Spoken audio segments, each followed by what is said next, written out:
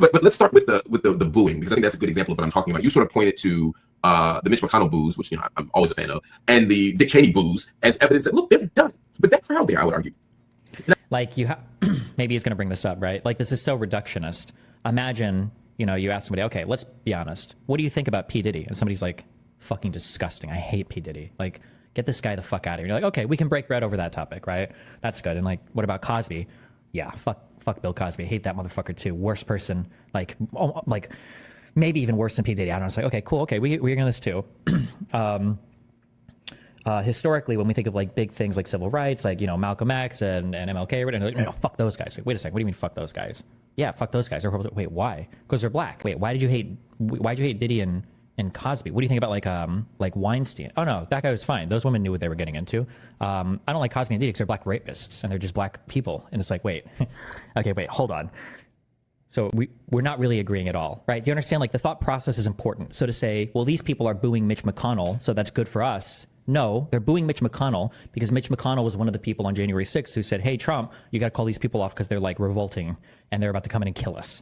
That's why people don't like Mitch McConnell, because he's not a Trump lapdog. So that's not anything you should celebrate when they're cheering on. Like, this is literally KPD Nazi party shit, where it's like, bro, look at the liberals. Let's fucking get them. We're on the same team, right? We're anti-liberal. Let's get them. Like, no, that's not how this works.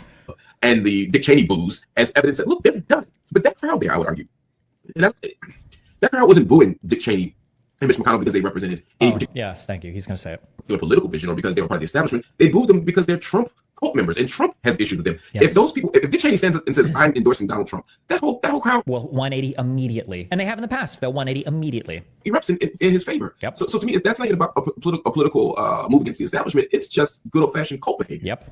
Yeah. No, I disagree. So let me break it down. First of all, you disagree? How could you possibly disagree? Is he about to rant on or yap on some completely irrelevant shit, or? Well, I appreciate you not assuming gratitude. Apparently, that's a rarity online. Very rare. Yeah, and so number two is, just to be clear with everybody, I did not get paid for that. So I know that there's all these conspiracy theories out there, but no, I don't get paid for any of this. And if it's, and then by the way, there's two conspiracy theories, or theories, let's put it that way. One is that I'm doing it for the money, and the other is that, oh, that's it, the Young Turks is going down. Well, you can't have both, right? Either we're going down and we're going to make less money, or we're grifting for the money. So pick one. But no, it has nothing to do with money. So now to the substance of that question, Mark. So look, I think you guys are wrong. So on the one hand, I get it, Mark. So the fact that Trump is against McConnell and Cheney, is that relevant? Of course it's relevant, right? It didn't come out of nowhere. But are they? So look, there's three layers within the right-wing movement, and this is true on the left side too. Oh, he's really likes this new model that he's got. I don't even know if I necessarily disagree, I guess, but okay. Remember, guys, the back's left.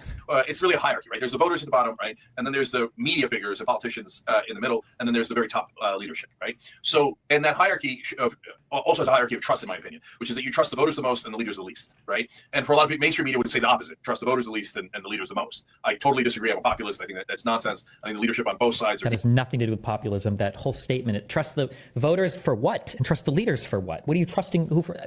That okay, whatever. Deeply corrupt and have personal incentive for that corruption, whereas the voters are just real people, right? So, and MAGA voters are honest to a fault. I mean, they're not hiding their opinion at all, right? And they will say things to you that voters have personal incentive for that corruption, whereas the voters are just real people, right? So, and MAGA voters are honest to a fault. I mean, they're not hiding their opinion at all, right? And they will say things to you that'll rock your world, right? As opposed to progressives, do they hide their opinion, or who are you even talking about right now? Right. And but if you say Trump is dishonest, well, of course, right? I mean, he has an enormous track record, right? If you say the politicians are dishonest. Do you think they would agree with you, though, if you say, is Trump dishonest? Is Trump a liar? Didn't I ask that question on Piers to the two conservatives? Like, what's one thing that either you feel like Trump has lied about, or one thing that you disagree with Trump on, and they couldn't say a single thing? Of course, overall, of course, right? And right-wing media is where it gets actually a little bit interesting. So, but when I go to go on these right-wing shows, one, there's right-wing media, which we'll come back to in a second. But two, just on their voters first, right? How can I tell? Well, number one, you get the comments in social media, you see it on those posts, etc. Number two, having gone to AmFest and other places, I've now seen and interacted with hundreds of MAGA guys, and they don't all speak for each other, and they don't all speak for the movement, etc. But on top of that, sometimes, like the first time I was on Patrick Bet-David's show, the second time, they did a poll. I pushed for paid family leave, and I tried to so can we start something on the show, left wing, right wing, get agreement, etc. And I explained to them what paid family leave is and how moms get 12 weeks off after they have a baby.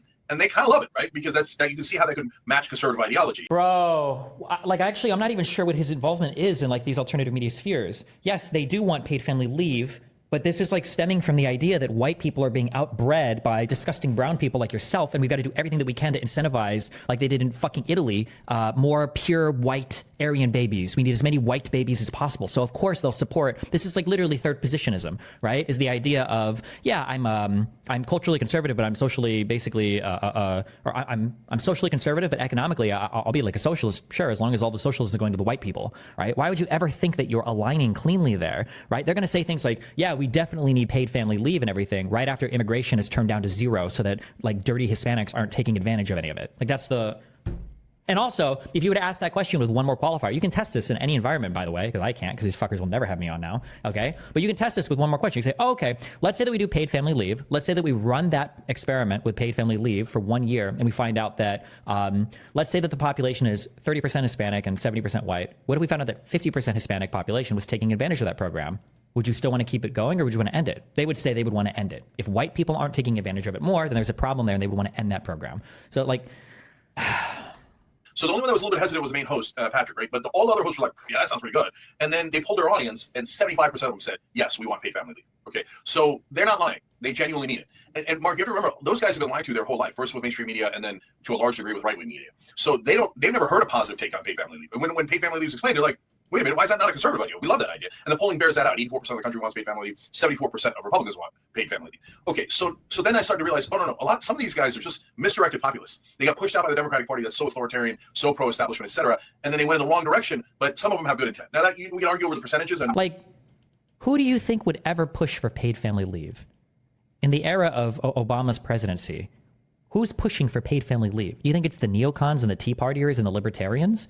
Or do you think it's the Democrats? That was going to be my question. What percentage of MAGA people do you think has good intent?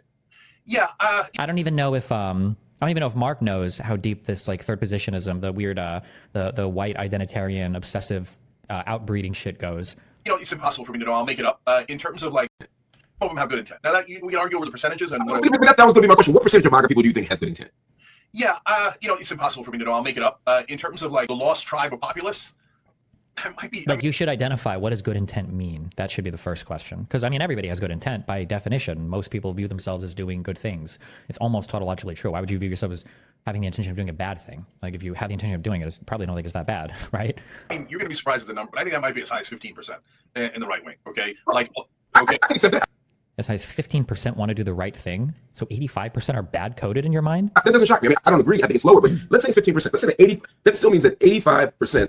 No, hold on, Mark. Sorry. Let me be clear. When you say, so I was going to clarify further.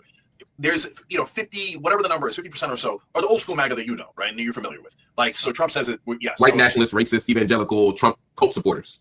Yeah, I wouldn't use all those adjectives for the whole 50% at all, right? But I understand some of those folks exist on that end of the spectrum, of course. Not some. Wait, you just said 50% and now you're saying some qualify. Also, by the way, Cenk's statement right there is more extreme than what Biden's statement was. When people accused Biden of being too extreme in that speech with the red background, because Biden explicitly said he thinks it's a minority of the Republican Party that are MAGA Republicans. Donald Trump and the MAGA Republicans represent an extremism that threatens the very foundation of our republic. People quote this one line to show that he hates half the country. And then he says, now I want to be very clear up front, not every Republican, not even the majority of Republicans are MAGA Republicans. Not every Republican embraces their extreme ideology.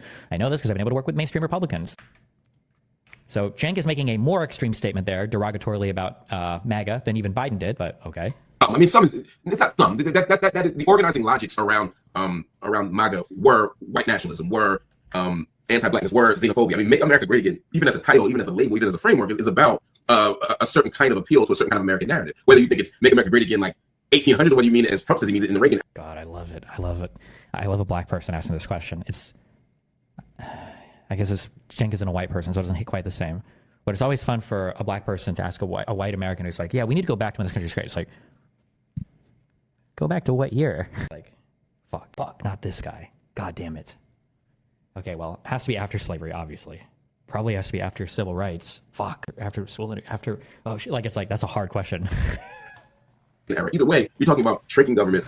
You're talking about, at least the government we care about, expanding, except for, military, police, stuff like that. You're talking about taking away the social safety net. You're talking about stripping away some of the most important institutions like the Department of Education, et cetera, et cetera. I mean, this is the core organizing logic around it. And for Trump, it begins really with birtherism and then it emerges into build a wall. I mean, this is the organizing logic. People who put on those hats believe this stuff. I mean, these are just Tea Party members who are just lean conservative.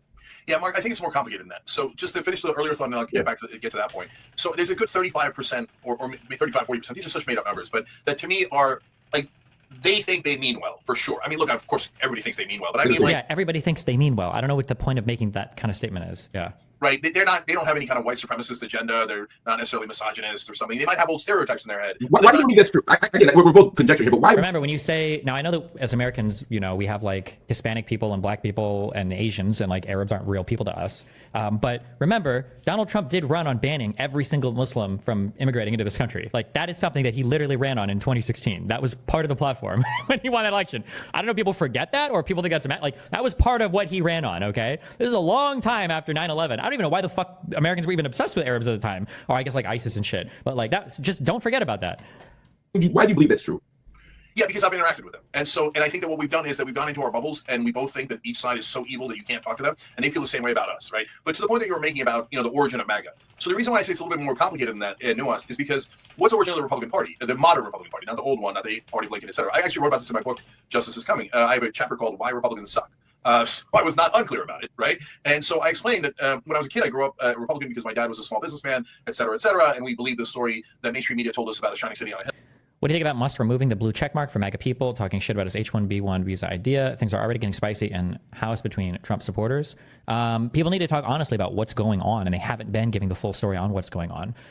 When Twitter was made private and they started to make blue checkmarks available to people, the thing is that they use, I don't remember what the database is called, but there are only so many entries into this database that can handle blue checkmarked subscribed people. And what they started doing, because Vivek and Elon are both like heads of like this Doge bullshit or whatever, Vivek petitioned Elon. He said, I know a whole bunch of Indians that really want blue check marks on X. And so Elon has started to take away blue check marks from hardworking Americans, and he's just shipping them over basically to Indian people that are applying for verification on X. And I think it's really gross. Hill and Reagan's speeches about that, right? And then when I realized that the Republican Party the modern Republican Party was built on the Southern strategy, I felt lied to in a big way, a giant way. Like if I thought the Republican Party was based on racism and hatred and I'm Muslim, why would I support that? That doesn't make any sense, right? And the Southern strategy was so explicit, so clear. We are going to get the racist voters in the South that the Democratic Party left behind when they passed the Civil Rights Act and the Voting Rights Act under Johnson, right? So that's the basis for the modern Republican Party, along with greed. And so I'm super clear on that. So MAGA is not, the origin you're talking about 2016 is not that different than what that party was anyway, right? So yeah, so I get that. But these days, like that still remains. But if you talk to those people, they don't think that they're racist or sexist at all, right? And so I know that most racist. What is this is cinema. You are right. Yes, that was a cinematic statement. Yes, correct, Mark. That is right. Racist people oftentimes don't think they're racist. That is true. Yes, correct. What a bizarro and also, I don't even like talking about racism. It's not about racism. We're beyond simple racism in America. Like it manifests in more multivariate ways now, I would say. So I don't even like this claim of like it's more, it comes from more like this nationalist, this ultra nationalist perspective, which will bleed into racism a lot, but it's not the same driver that it used to be, where like 20, 30 years ago when they were talking about thugs and rappers on Fox News, it was just racism. But now it's like, it's taken on a more sophisticated form. And it's not enough to just call somebody racist, or even deal, I think, with, still remains. But if you talk to those people, they don't think that they're racist or sexist at all, right? And so I know that most racists don't though. Yeah. So look, I've seen guys who say, "No, I'm not racist. I had a black person in the house the other day, and I even let him use the bathroom." Exactly. Like, oh, that's so like that way of thinking is so racist that you don't know it, brother, right? So like, I got it, right? But now there's a whole heap of people that were just pushed out. By so what? You just like contradict your own Democratic Party. They hate the establishment. Democrat became more established. But they hate us on the culture wars, and on the culture wars, it gets super messy because part of the reaction to what happened with MAGA and making America great again, to your point, Mark, is that there was this feeling of, oh no, we're going to lose power. Now, that doesn't consciously come out as that guy saying, I'm afraid black people are going and brown people are going to take over. That's why I'm supporting white supremacy and et cetera. They don't say that, right? But that's where a lot of this stems from. But we're going to lose power. Now, that doesn't consciously come out as that guy saying, I'm afraid black people are going and brown people are going to take over. That's why I'm supporting white supremacy and et cetera. They don't say that, right? But there's cultural movements. So the cultural movement of white America was like, uh-oh, we're getting over the edge here. We're about to lose the majority. And then we're in a world of hurt, right?